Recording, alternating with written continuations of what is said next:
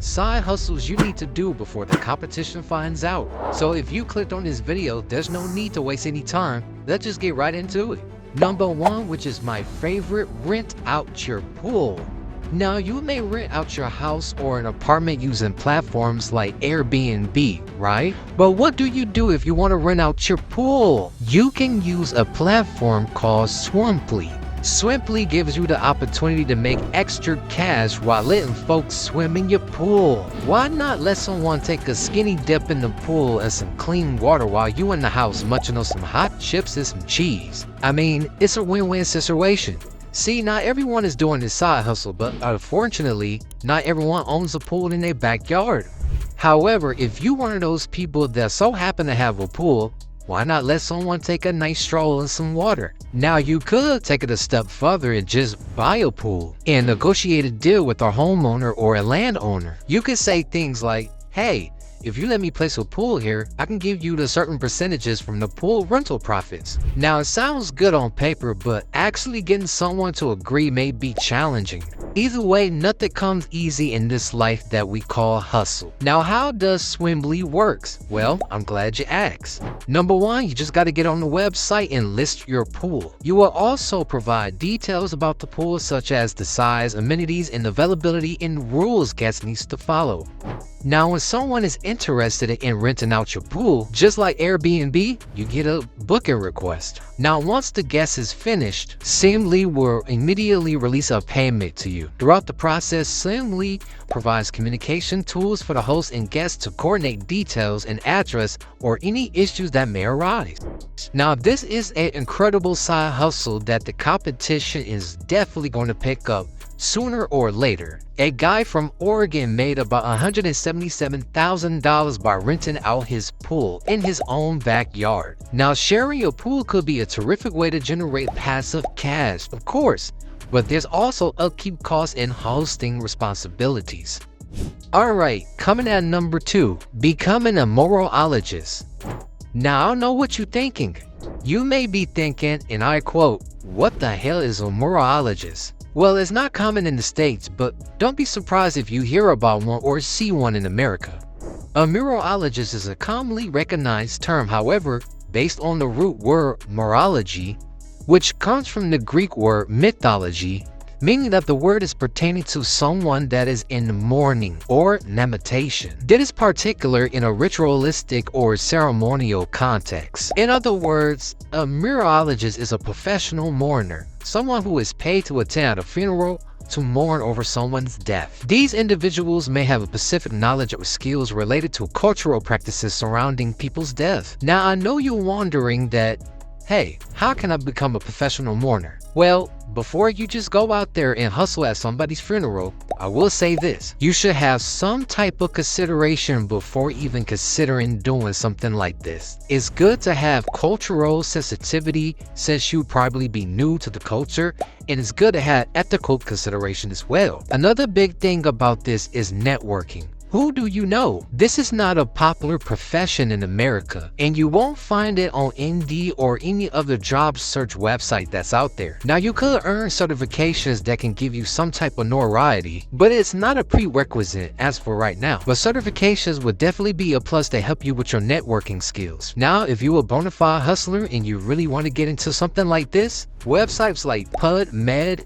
JS Tour, and Google Scholar can be very useful for finding research about an area or funeral or any gigs that may be available to you. Alright, coming at number 3, flipping Cash App accounts. Now, I know no one's talking about this, and if they are talking about this, they really not getting into details about it. Now, I may have to give you a disclaimer. Now, before you even consider flipping your Cash App, make sure you're not breaking any rules or stipulation while doing this, especially on the Cash App platform. Breaking their rules may result into you losing your access to your account, so make sure that you're not breaking any stipulations when you're doing this hack. But for the most part, if you own stocks in your portfolio, you have every legal right to transfer ownership to somebody else. See, this is similar to real estate.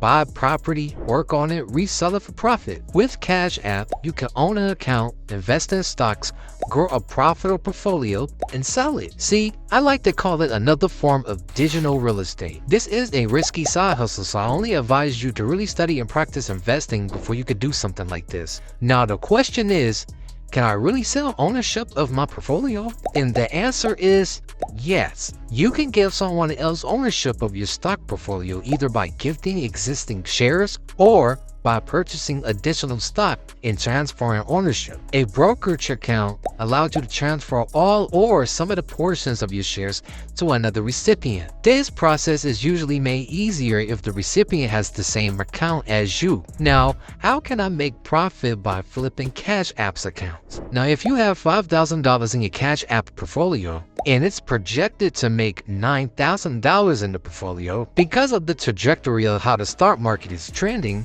you can sell or transfer ownership of your portfolio at the middle at $7,000. Therefore, you as the seller profit at $2,000 and the buyer also profits at $2,000. That is a total profit of $4,000. Like I said, this is a risky hustle and it takes skill and knowledge and time to know what you're doing. But if you're passionate about it and you will go that extra mile for flipping your Cash App account or Webull and etc., then my friend, go for it.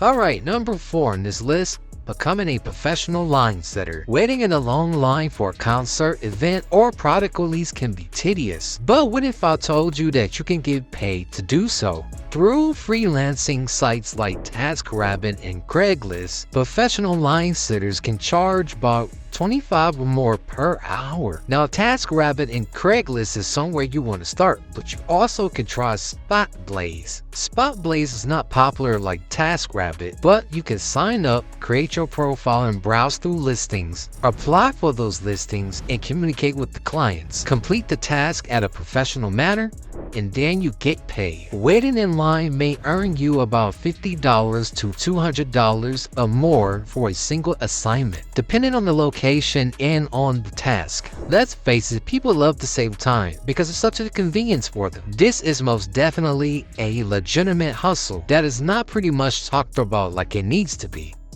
Alright, at number 5, cuddling for cash. Now, I know it sounds strange to hug and cuddle with a stranger for cash, but I heard much worse. So cuddling for money doesn't sound bad at all. However, cuddling with a stranger does have its concerns. So if you're a woman thinking about doing this, you should definitely prioritize your safety. So I found a website called cuddlecomfort.com. And if you click on the right side of the page, you can see that you can apply for the program immediately. Now, to become a cuddler, you have to have a photo attached, be affectionate to everybody, be very accepting to races, ages, genders, and sexual orientations, and great communication skills. You also notice that tabs above will ask you, do you want to become a pro or do you want to book a pro? Now, cuddling for cash may not be the number one option, but it is an option.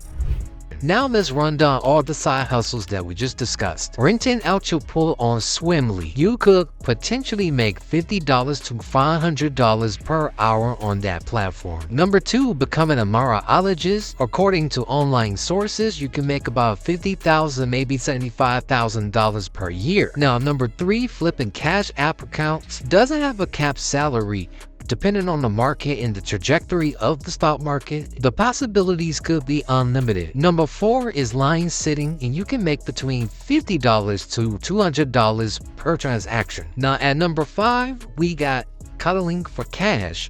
And as a professional cuddler, you can make between $60 to $150 per hour. Look, that's all the time we have for today. Thanks for watching. Make sure you hit that like button, punch that subscribe button on your way out so you can get slapped with all these notifications whenever we release new content. Remember, don't just hustle, hustle up. See you on the next one.